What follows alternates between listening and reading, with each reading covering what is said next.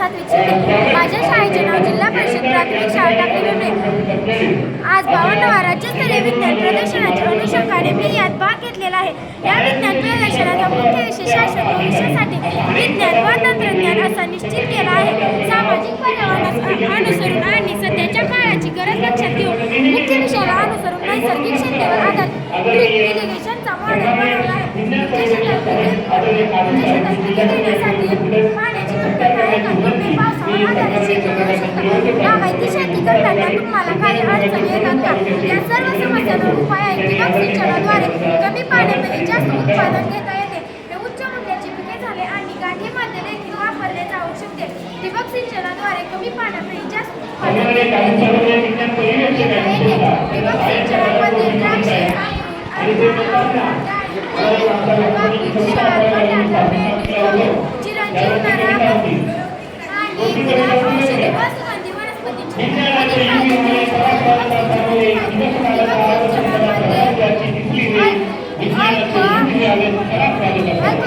जलस्रोताचा वापर केला जातो. उदाहरणार्थ जेथे पाणी कमी आहे तेथे कमी पाण्यात सिंचन करता येते. नंबर 2, झाडांना आवश्यकतेनुसार योग्य प्रमाणात पाणी देता येते.